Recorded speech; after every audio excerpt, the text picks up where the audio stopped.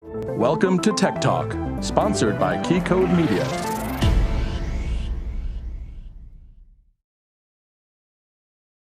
One of the most useful products to hit the market in the past year has been TalkShow by NewTek.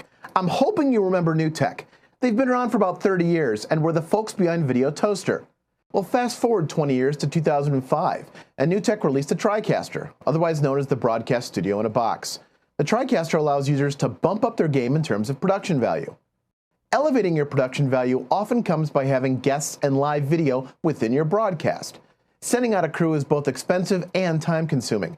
It also lacks the real-time give and take a live show has. However, getting guests in the studio can often be just as challenging. Skype has usually been the go-to solution. There's over 300 million Skype users out there. But incorporating this into a live scenario has always required separate computers, scan converters, frame size and frame rate conversions, quality loss, and the inevitable kludgy audio configs. This is the problem TalkShow solves. TalkShow, which is based on Microsoft's Skype TX, is a professional version of Skype running on a computer appliance that transmits and receives Skype feeds in a broadcast HDSDI format, so it integrates seamlessly into your broadcast chain.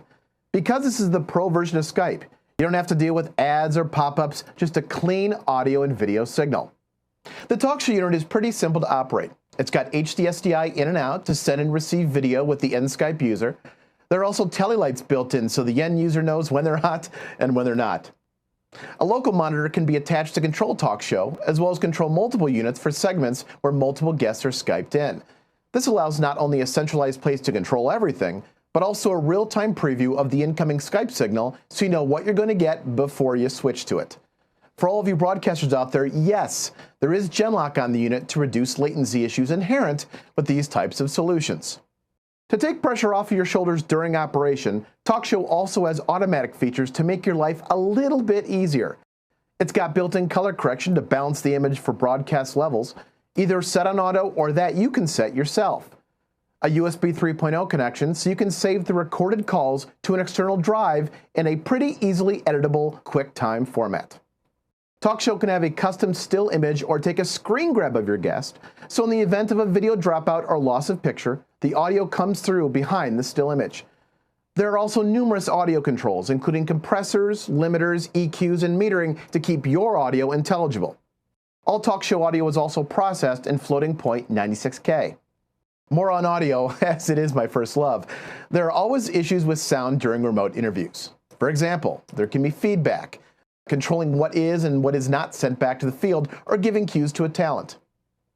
TalkShow handles 4 channels of audio on input, and thus allowing more control over audio, including mix-minus ability. You can also utilize GPI triggers to facilitate a good talkback solution. I do caution, however, to get help configuring and setting proper audio routing and levels during your TalkShow integration. Are you more cutting edge? Sure you are. That's why there's also Dante support, audio over IP. So what are you going to need? Well, first, you're going to need 1.2 megabits of internet bandwidth. This is easily accomplished at any facility that has DSL, cable, or better.